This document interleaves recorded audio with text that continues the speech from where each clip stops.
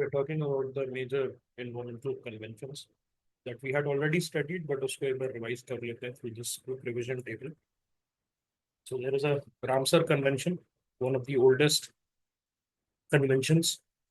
It's related to what? It was related to wetlands. Which country has the largest number of wetlands? किस country के पास? United kingdom के पास है। India के पास सबसे क्या है? इंडिया के अंदर तमिलनाडु के पास सबसे ज्यादा है। एशिया में सबसे ज्यादा वेटलैंड्स किसके पास है? एशिया में इंडिया इंडिया के पास। Okay, so that is one thing that you need to keep in mind, that world में किसका सबसे ज्यादा है? यूके के पास है। और इंडिया में किसके सबसे ज्यादा पास है? तमिलनाडु के पास है। ठीक है, तो this is something that is to be keep. और ये उसके साथ अभी recently total how many are there? Total, how many wetland are there? 89. As of today, we have 89. Yes. Okay. So ये जो है आप समझ सकते हैं। ठीक है, या और इसमें रामसर लिस्ट होता है। So what is the minimum criteria अगर आप इसको रखते हैं? So what is the minimum criteria? एक wetland, one wetland has to be nominated from your side. Okay, अगर आप रामसर कन्वेंशन में भाग लेते हैं, if you are taking part, so one wetland has to be nominated by you. Okay,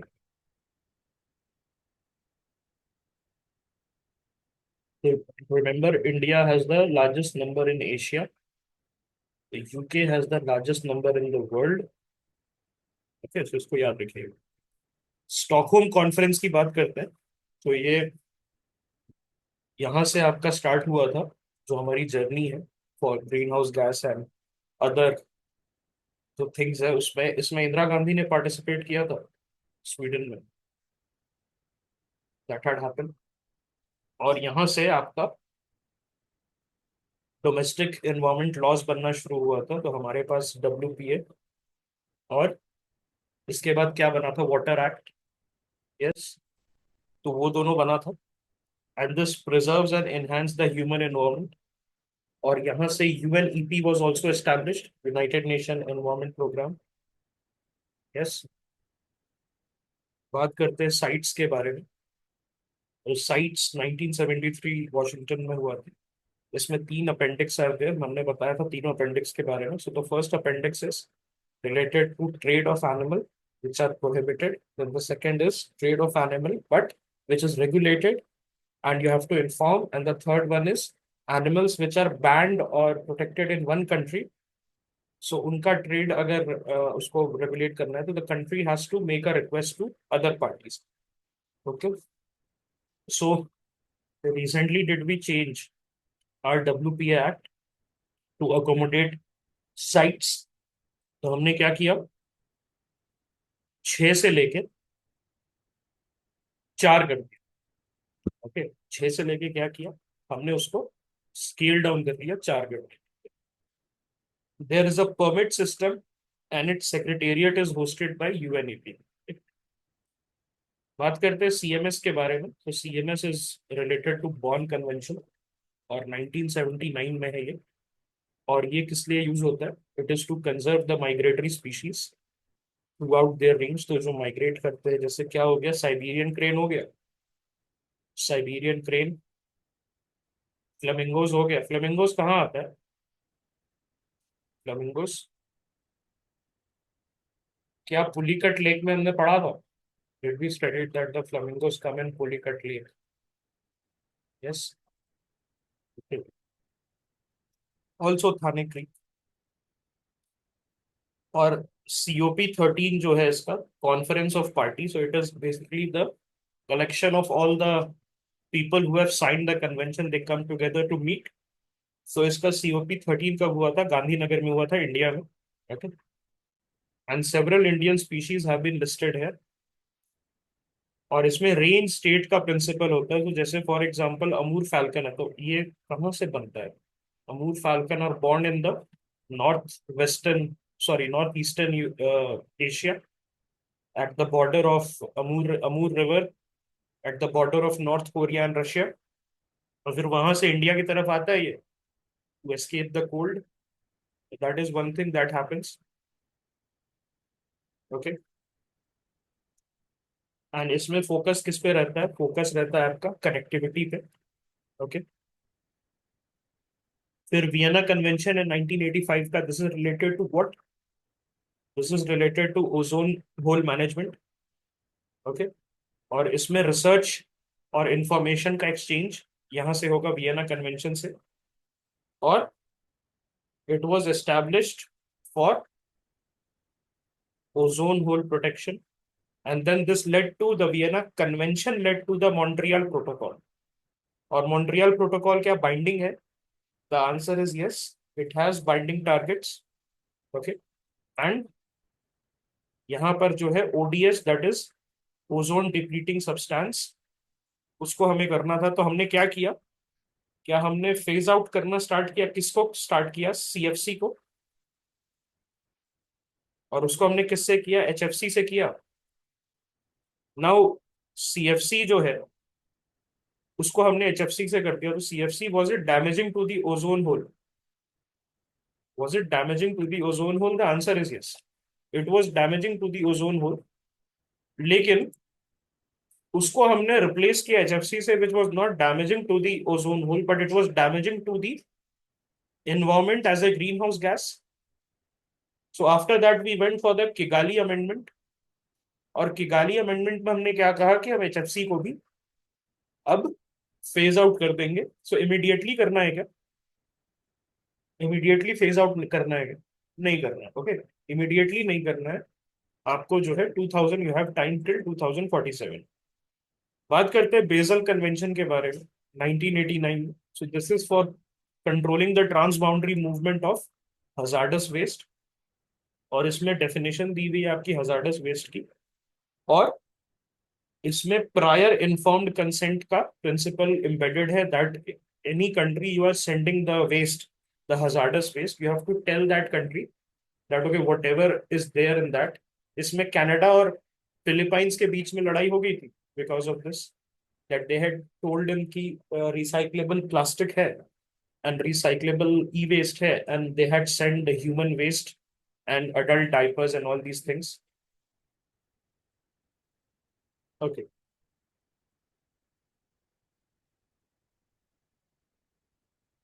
Rio earth summit के बारे में बात करते हैं. 1992 में ये बना था. सो रियो अर्थ समिट के तीन इंपॉर्टेंट कन्वेंशन कौन कौन से हो गए? UNFCCC, CBD and UNCCD. Yes, you are correct. Rotterdam में भी होता है EIC, है कि नहीं? ऑलराइट.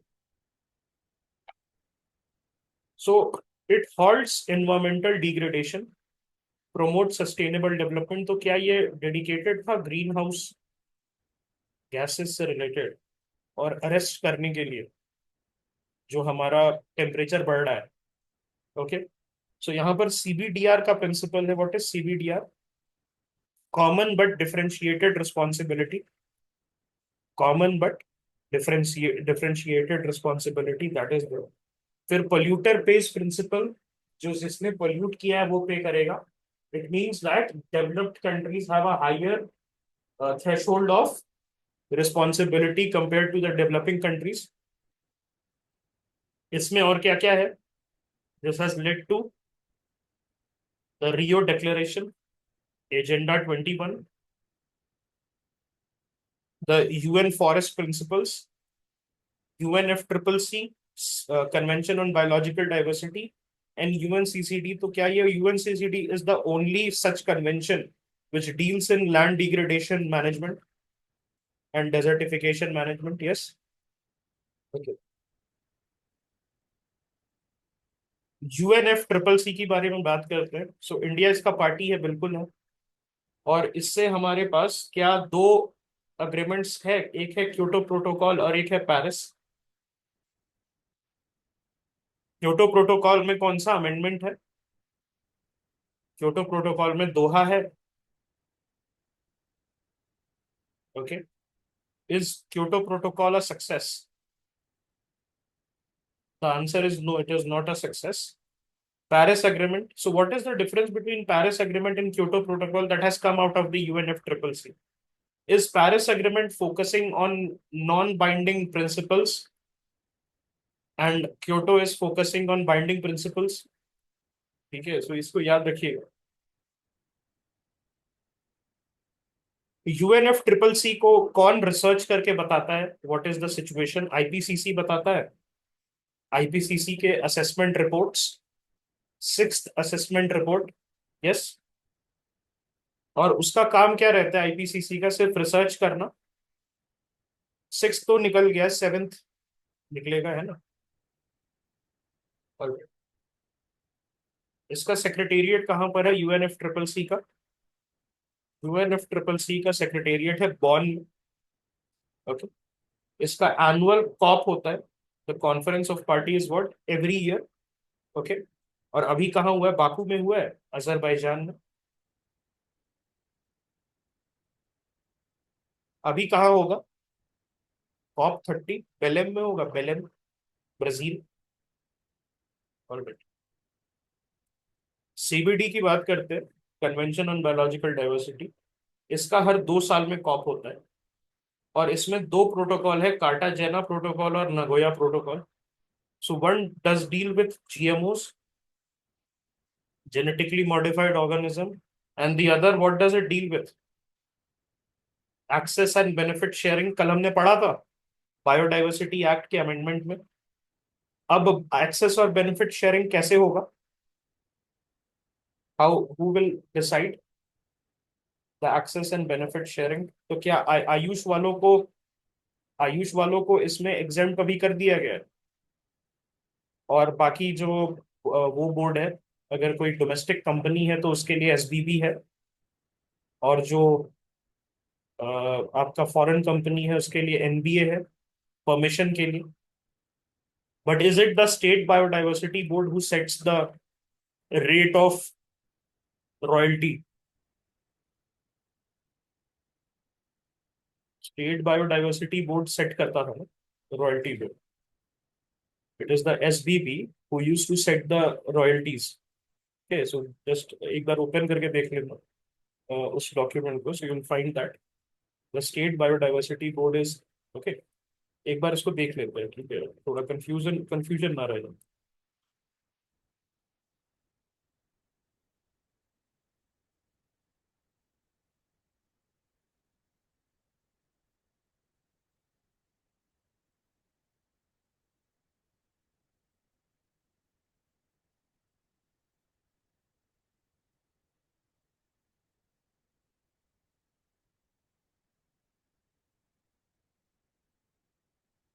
दिख रहा है?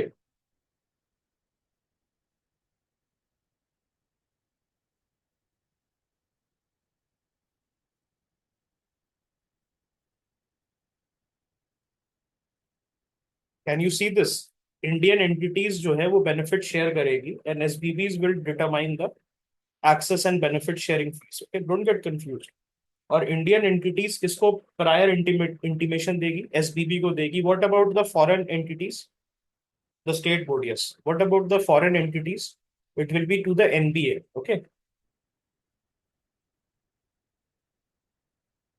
और वैल्यू एडेड प्रोडक्ट्स जो है they will be exempt from ABS. Okay. और registered Ayush practitioners, they will be exempt from SBB intimation for commercial utilization. Okay, so इसको याद रखिएगा. एंड फॉरेन एंटिटीज को एनबीए का अप्रूवल चाहिए फॉर आईपीआर एप्लीकेशन इन और outside India on Indian bio resource research. And Indian entities को NBA का registration चाहिए for IPR application and approval can be given before grant. मतलब इसका मतलब क्या है कि ग्रांट का वेट करते करते ये स्टार्ट कर सकते हैं एक्सप्लॉइट करना रिसोर्सेस को. इसका मतलब है आईपीआर के लिए कहाँ जाना पड़ेगा? क्या एसबीबी के पास कोई पावर है when it comes to IPR approval? नहीं है. किसके पास है? एनबीए के पास है. ठीक है. और एसबीबी के पास फिर क्या पावर है? Access and benefit sharing fees. Yes. और prior intimation will be given by Indian companies for accessing bioresources. But what about Indian entities going for IPR, intellectual property? Then in that case क्या SBB पीछे हट जाएगा और NBA आ जाएगा? Okay, so ये वाला याद रखिएगा। और आयुष प्रैक्टिशनर्स को इन्होंने एग्जेम्प्ट कर दिया है कि कमर्शियल यूटिलाइजेशन से पहले आपको पूछना नहीं पड़ेगा। सो दिस इज क्लियर। जब यूएनसीसीडी के बारे में बात करते हैं तो इट्स द, इसका जो कॉप होता है ये भी बाइनियल होता है। तो हमने क्या पढ़ा, UNF triple C every year और UNCBD and UNCCD, this will be COP. ठीक है। सो कॉप कैसा होता है, बाइनियल होता है। इसका सेक्रेटेरिएट किधर है, बॉन में। And then there is a bottom up approach. So what they will do, एक इंटीग्रेटेड अप्रोच लेता है ये। And is it the only such convention which is dealing with land degradation? Delhi में कब हुआ था कॉप इसका, 14 हुआ था, COP14 was there and that was in 2019। उसके बाद किसका हमने कॉप किया, गांधीनगर में किया, CBD का। और what about UNF triple C, India में कभी हुआ यूएनएफ ट्रिपल सी का कॉप? कॉप 8 हुआ है। Where was the COP 8 happen of UNF triple C? 2002 में United Nations climate change conference एक हुआ है, 2002 में हुआ था, उसी में न्यू दिल्ली में हुआ था और उसी से निकला था Delhi ministerial declaration. Okay, I hope this clears it. Okay, new Delhi में हुआ था 2002 में। अब बात करते हैं क्योटो प्रोटोकॉल के बारे में। So Kyoto protocol is a protocol to what, it is a protocol to UNF triple C and UNF triple C is a protocol to what, the Rio agreement 1992 earth summit. So Kyoto protocol 1997 में था, क्या ये binding था? Yes, of course it was binding, but was it binding for everybody? Was Kyoto Protocol binding? No, it was only binding for certain countries. Okay, Annex 1 countries के लिए ये binding था, बाकी के लिए नहीं था। How many countries grouping were there? There was one Annex 1 जिसमें ये थे developed and economy and transition. Then there were another countries that was non-annex countries, और उसके बाद आपके LDC थे, least developed countries। Okay, so ये सारा था आपका सिचुएशन यहाँ पर। और protocol to UNF triple C है ये, इट हैज बाइंडिंग टारगेट्स, इसमें CDM और joint implementation. So joint implementation क्या था, इसमें ये था कि दो countries who both have binding targets they can jointly implement projects in each others country. दोनों डेवलप्ड कंट्रीज हैं। और CDM में क्या था, एक कंट्री विच इज डेवलप्ड और दूसरा कंट्री विच इज बैकवर्ड्स, वहां पर या डेवलपिंग, वहां पर जाके अपना प्रोजेक्ट करेंगे, उसके बदले में they are getting some benefit. क्या ये चीज क्लियर है? Okay, and it expired in 2020 and it was superseded by the Paris agreement. अब बात करते हैं रॉटरडैम कन्वेंशन के बारे में। So this is the PIC। इसमें सबसे इंपॉर्टेंट चीज क्या है हमारे पास, PIC है prior informed consent, and this promote shared responsibility in trade of hazardous chemical. It facilitates information exchange and the PIC procedure. It is legally binding अगर आपने इसको साइन किया है तो। Okay, and then you have to tell, okay, जिस country में आप भेज रहे हो ये hazardous chemical, you have to give the information, you have to take the PIC that do you consent to purchase this product which may be banned in my country, but I am producing it for your country. So this is something that has to be there. Okay. और India ने इसको ratify कर रखा है, we are part of this. इसका secretariat किधर है, UNEP और FAO में लोकेटेड है। और एक्सपोर्ट नोटिफिकेशन आपको देना पड़ता है इसके अंदर। Then comes Cartagena protocol. So Cartagena protocol is related to what, living modified organism के हैंडलिंग के लिए।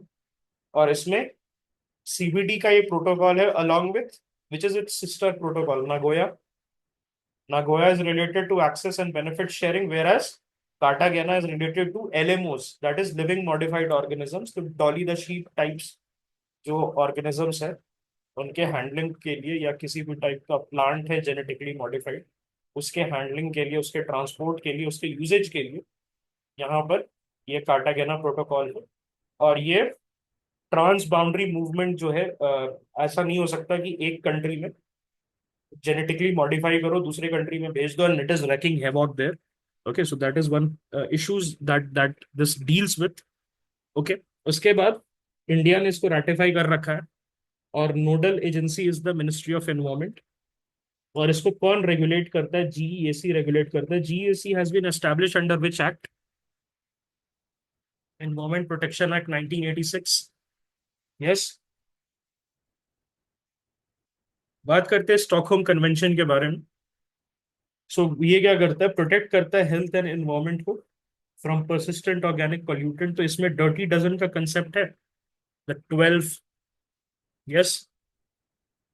एलिमिनेट या रिस्ट्रिक्ट करता है पीओपी को। It's a legally binding convention. और ये ट्रोइका को कंप्लीट करता है। ट्रोइका को Basel, Rotterdam and Stockholm, related to chemicals, है ना। सो इंडिया ने इसको रेटिफाई कर लिया 2006 में। और इसमें जो एनेक्स ए में रहेगा दैट शुड बी एलिमिनेटेड, जो एनेक्स बी में रहेगा दैट विल बी रिस्ट्रिक्टेड, और जो सी में रहेगा उसको रिड्यूस करना है आपको। Now tell me one thing, ये इसमें इंडिया को किसी चीज के लिए मिला है exemption? India has got exemption for something? DD DDT के लिए इसमें एग्जेम्पशन है? Why DDT, why DDT? Can anybody tell me? Agriculture या उसमें मलेरिया के लिए as a anti malarial use होता है, मलेरिया के मच्छर के लिए, मलेरियल मच्छर को मारने के लिए। ओके, ठीक है। सो ये चीज याद रखिएगा। और एक और स्टॉकहोम कन्वेंशन में मर्क्यूरी जो आप बोल रहे थे, तो क्या उसका था कि it can only be used in thermometers at safe level? Okay, that is something. Then Nagoya protocol की बात करते हैं, 2010 में है। एंड ये कार्टागेना का सिस्टर प्रोटोकॉल है। It talks about fair and equitable sharing of benefits from utilization of genetic resources, and it is a protocol to the convention on biodiversity. इसमें एक लीगल फ्रेमवर्क है for the ABS, that is the access and benefit sharing. What is the situation right now in our country? That the state biodiversity board is going to set the royalty levels for Indian companies, and there is exemption for whom? The Ayush practitioners and people who have knowledge of traditional Ayurveda. Yes, and then IPR अगर आपको लेना है तो किससे? Indian companies and foreign companies, both of them are going to take permission from NBA, that is the apex body. ठीक है।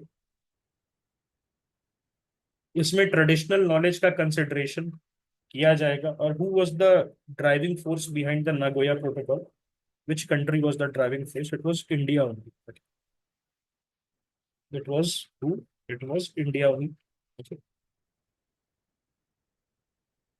बात करते हैं मिनामाटा कन्वेंशन के बारे में। सो मिनामाटा बे में क्या था हमारा? मर्क्यूरी पॉइजनिंग थी। So from 1931 to 1968 there was a Japanese company who had dumped mercury into the Minamata Bay, और उसके वजह से a lot of people they lost their cognitive abilities and the ability to walk and locomotion. So यहाँ पर जो है एक legally binding हमने target set किया under the Minamata Convention, and we have a full life cycle approach from starting of mercury formation to the disposal. इसका भी corp होता है, एंड इंडिया ने इसको 2018 में राटिफाई किया हुआ है। is the first global treaty solely on mercury, and this addresses major heavy metal pollutant.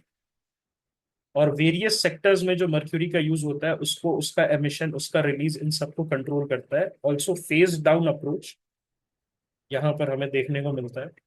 अब मर्क्यूरी, ओके, मर्क्यूरी कहाँ पर होता है? ईपीए के अंदर रूल्स हम लेके आते हैं, generally that happens. Okay, under the environment protection act becomes, thermometers वगैरह में यूज हो सकता है, but at a very safe level. Okay, बात करते हैं पेरिस अग्रीमेंट का। So Paris agreement is successor to whom? The Kyoto protocol.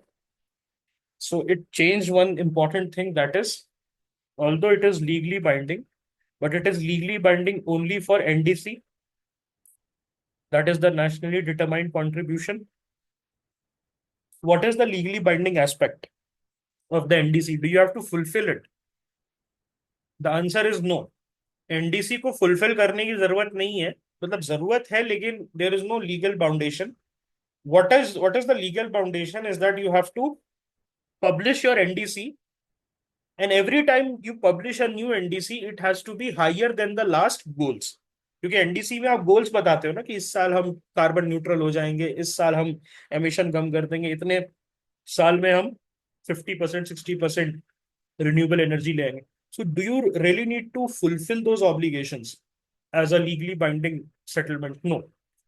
You can work on that, that's fine, but जो आप एनडीसी लेके आ रहे हो उसमें गोल्स आपके इंक्रीमेंटल होंगे. सो इसमें क्या नेम एंड शेम प्रिंसिपल है, कंट्रीज को बेसिकली कॉल आउट किया जाएगा रादर देन उनपे जैसे क्योटो प्रोटोकॉल में पेनल्टीज लगाई जाती थी जिसके वजह से बहुत सारे छोड़ के भाग गए थे ना 2012 में, जब दोहा में चल रहा था. तो कनाडा जैसी countries, Japan, they all run away. Okay, so global stock take हर 5 साल में होगा. कहां पर ग्लोबल स्टॉक टेक कंप्लीट हुआ पहला? Where was the global stock take? Dubai में पहला ग्लोबल स्टॉक टेक कंप्लीट हुआ. यस. ओके, फिर बॉटम अप अप्रोच ये देखता है नीचे से ऊपर रादर देन टॉप डाउन.